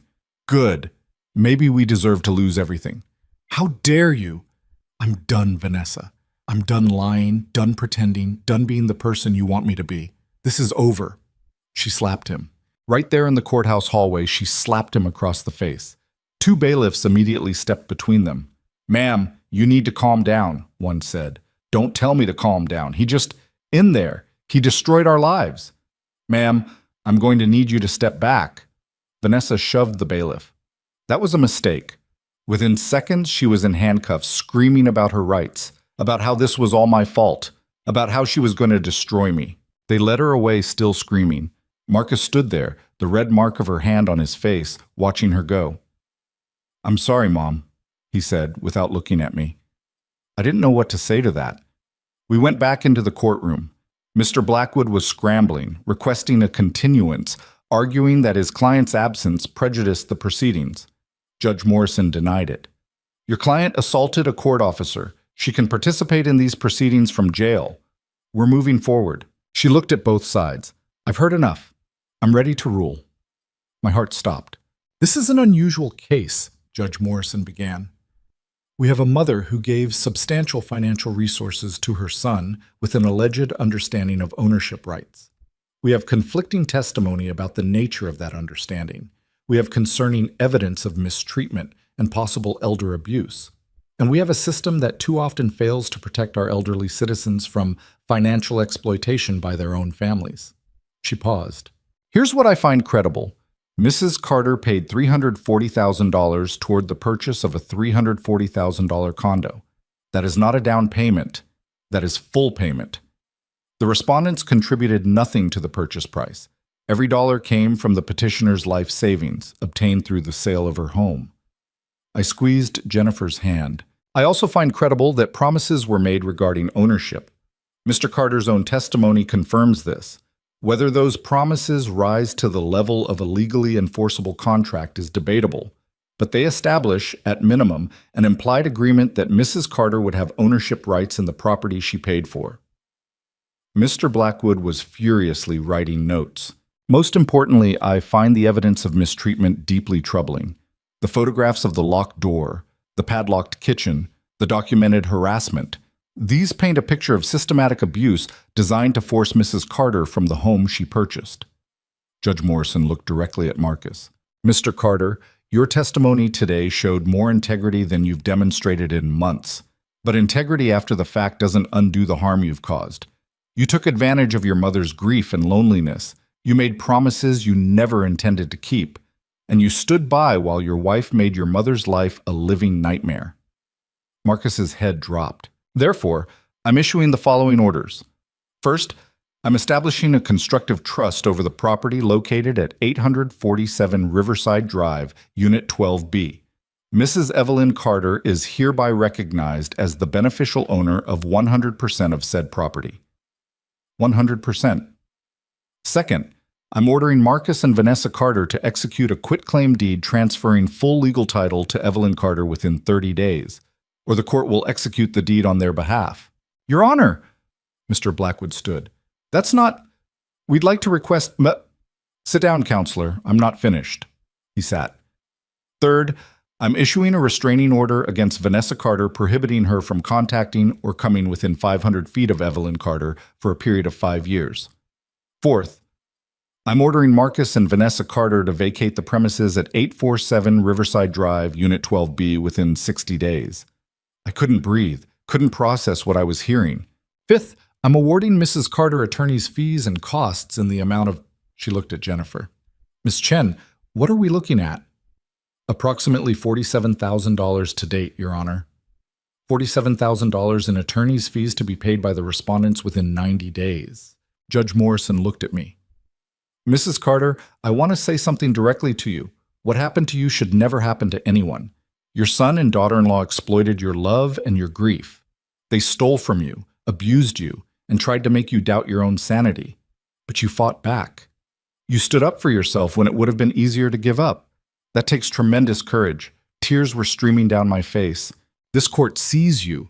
This court believes you. And this court is giving you back what's rightfully yours, your home, your dignity, your future. She banged the gavel. We're adjourned. I sat there, unable to move, while Jennifer hugged me and cried and kept saying, "We won, we won, we won." Carol and Beth were there, surrounding me, crying with me. Marcus was gone. He'd left the courtroom before the judge even finished speaking. It was over. I'd won. The next 60 days were a blur. Marcus and Vanessa hired a different lawyer, tried to appeal, tried to argue the judge had overstepped. It went nowhere. The ruling stood.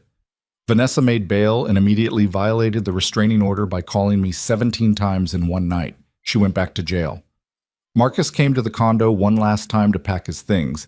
He knocked on what used to be my bedroom, but was now just the guest room. "Can I come in?" he asked. I was sitting on the bed, same as always. But everything was different now. "Okay." He sat down next to me. We didn't touch. "I know you probably never want to see me again," he said. "And I understand that. But I need to say this.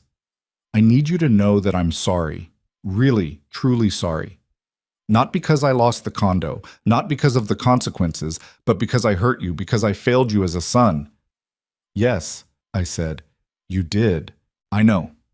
And I'm going to spend the rest of my life trying to figure out how I became that person. How I turned into someone who could do what I did to you." "Vanessa didn't make you do it," I said. "You made your own choices." "I know." We sat in silence. "Are you staying with her?" I asked.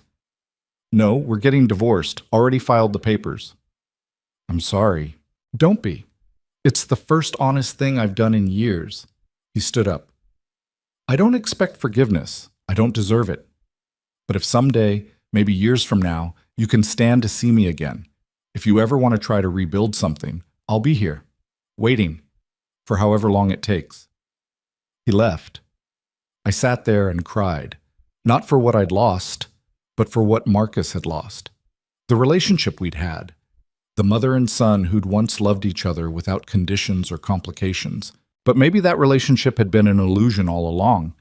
Maybe I'd never really known my son. Or maybe people change, and the boy who'd brought me dandelions had grown into a man I didn't recognize. Either way, he was gone now, and I was free. The condo was mine. Legally, irrevocably mine. The first thing I did was remove the lock from the bedroom door. I unscrewed it myself, piece by piece, and threw the whole thing in the trash. The second thing I did was repaint. Starting with that bedroom, I painted it yellow, bright, cheerful, ridiculous yellow, the kind of yellow that Vanessa would have hated. Then I painted the kitchen blue, the living room a soft coral. I brought color back into the space, made it mine.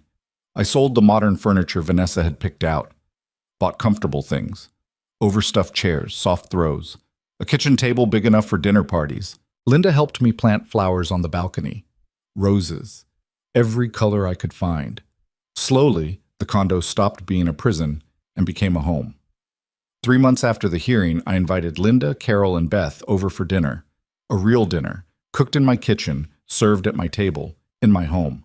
We ate and laughed and told stories until midnight. To Evelyn, Linda said, raising her glass, who taught us all that it's never too late to fight back. We toasted, and I realized something. I'd spent so many years defining myself by my relationships. Richard's wife, Marcus's mother. I thought that was what made me matter. But I mattered on my own. Just me. Evelyn, 68 years old and still learning how to be my own person. 6 months later, I got a letter from Marcus. Not an email. An actual letter, handwritten, pages and pages. He'd been in therapy, working through his guilt, his codependency, his tendency to choose the path of least resistance even when it destroyed people he loved. He was working a regular job now, something in accounting, renting a small apartment, dating someone new, someone kind. I don't expect you to respond, he wrote. I don't expect anything from you anymore. I just wanted you to know that I'm trying to be better, trying to become someone who deserves a mother like you. I folded the letter up and put it in a drawer. Maybe someday I'd respond. Maybe someday we'd find a way to rebuild something from the ashes of what we'd destroyed. But not today. Today, I had my own life to live. I started taking classes at the community college. Art history. Something I'd always wanted to study but never had time for. I joined a book club, made new friends. Women my age who'd also survived things, who understood what it meant to rebuild. I even went on a few dates. Nothing serious.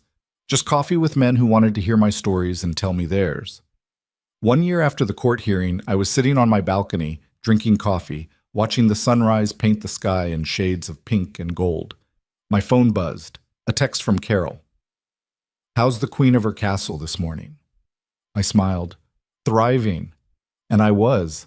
I'd learned something through all of this, something important. Love can't be bought. Not with money, not with sacrifice, not with making yourself small enough to fit into someone else's idea of who you should be. Real love sees you, respects you, makes space for you. And if someone claims to love you while taking everything you have and giving nothing back, that's not love. That's theft.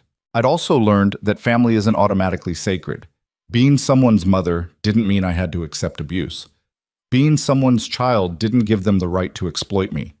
Some families are toxic. Some relationships poison everything they touch. And walking away from that, fighting back against that, isn't selfish. It's survival. I looked around my balcony, at the roses blooming in every color, at the space I'd created for myself. This was mine. The condo, yes, but more than that. My life, my choices, my future. Nobody could take that from me again. Nobody could lock me away. Nobody could make me disappear. I was Evelyn Carter, 69 years old, owner of a beautiful condo with yellow walls and a garden full of roses. Student, friend, survivor. And I was just getting started. The sun rose higher, warming my face. I closed my eyes and breathed it in. Somewhere across town, Marcus was probably waking up in his small apartment, carrying the weight of what he'd done. Somewhere else, Vanessa was dealing with the consequences of her choices. But here, on my balcony, in my home, I was free. And that freedom was worth more than anything I'd lost along the way. I finished my coffee, went inside, started making breakfast in the kitchen I could use whenever I wanted.